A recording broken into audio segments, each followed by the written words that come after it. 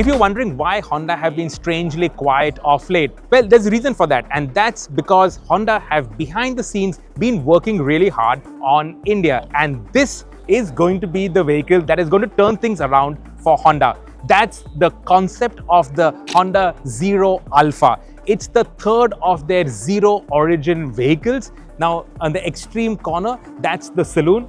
On the other side is the SUV, and this is the Alpha. Now, this is also an SUV, but it's sort of like the entry point into Honda's zero range of electric vehicles. Born electric, and the primary market for this is going to be Japan and India. This is going to be manufactured in India. It's going to come in the second quarter of next year. So probably early of 2027, made in India. It'll go up against the likes of the Mahindra XEV90, the BE6, and also the Harrier EV. Also any other premium SUVs, electric SUVs that come across until then. Now the question is, have Honda come in a little late to the party? My answer to that is better late than never. This is Honda not going all in on electrics, because they're also going to be focusing on hybrids and their combustion engines. But this is a big thing because it's had the global unveil at the Japan Motor Show, and India is going to be the focus market. Let me take you on a quick walk around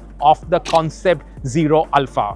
Zero is a family of electric cars. Now, the Zero Alpha is the first EV that Honda is going to bring to India, but that's going to be followed by this one. This is the Zero SUV, and this is going to come to India as a CBU. So it's going to sit above the Zero Alpha, and kind of like what the CRV used to be in the past. You know, Honda's more premium vehicles, they're going to bring back all these top-end vehicles. This is going to be one of them. Now, you can see the family similarity between the Zero Alpha and the Zero SUV. Obviously, this is much bigger, but this also has the profile of that shooting brake. It's got more lighting drama up front. It actually looks really cool. Simple, clean, but also attractive. Honda's design philosophy around this zero range of electric cars is thin, light, and wise. Now, thin, that means Honda does not want to extend the height of the vehicle too much, but also without compromising on the ground clearance. Now, I'll have to talk a little loudly because the music has started, but as you can see, the sides, the profile is actually very clean. It's got flush door handles. Obviously, that has been done for aero. And the rear profile, it kind of reminds me of Aston Martin's shooting brakes from the past, from the 70s. It's cool, though I don't know how it would be like when you're sitting in the back seat, whether you'd feel a little bit cooped in, because the rear glass is a bit shallow. But obviously, now if it's going to be launched in 2027, it'll have to have a panoramic sunroof or at least a glass roof. So that will open up the cabin, throw in some light and air. But the lighting, especially around the rear, that wraparound lighting, that looks really cool, very different from everything else on the road, and that's kind of like a design signature of the Zero line of EVs from Honda. This is Japan, so before getting on the stage, you take off your shoes, and they've got these courtesy slippers out here. So you wear courtesy slippers, and only then you are allowed onto stage.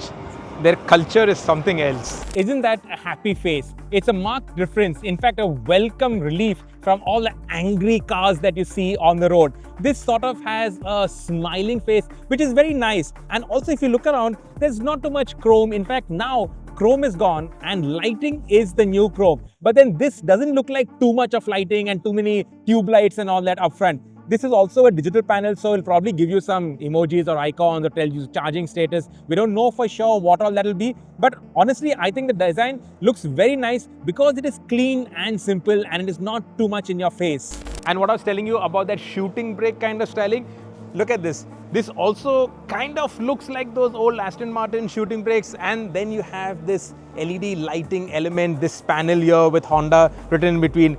Again, clean, simple, but this bumpers, it extends a bit. Honestly, this to me is the really nice angle of the car. They've really done a good job with the styling, because this will actually then really go into the other Zero line of vehicles, because even the SUV has got kind of the same tail lamp graphic, and that will be a signature element across all the upcoming electric cars as well. Huge 19-inch wheels, and they fill up the arches really well. The design of the alloy wheels are also very good. Now, the one question that I can't answer is whether this is front wheel drive or rear wheel drive. No point looking in and trying to figure out as well. So that is all for later on when more specs and details emerge of the Zero Alpha concept. No word also on the overall length of the vehicle, but I'm thinking this will be around 4.3 to 4.4 meters in length, and that'll go up straight against the 9e, the 6e, the Harrier EV, and any other EVs that come out by 2027. To summarize, we don't have that much information about the concept Zero Alpha. For instance, we don't know what the range is going to be, but obviously it will have to be competitive. Now, we don't even know whether this is going to be front wheel drive or rear wheel drive. My gut tells me this is going to be front wheel drive because the Japanese manufacturers are a little conservative in that sense, but being Honda, it should also, well, fingers crossed, be good to drive. What I do like about it is the fact that it's got a nice, happy, smiley face. It's a happy car, and that's a refreshing change from a lot of the other designs that are there on the road right now. Also, in terms of Honda, you will have outstanding reliability. Now, Honda also has to ramp up everything else around the EV ecosystem, the infrastructure and whatnot. But obviously, Honda, Japanese, they do their homework, they do their thorough homework, and then they come in all guns blazing. Let's see what this is like to drive. We're going to be driving it next year, and I'm excited about it. I'm excited about Honda's revival and Honda refocusing their energies on India. What do you think about the concept Zero Alpha? Let us know in the comments, and thank you for watching.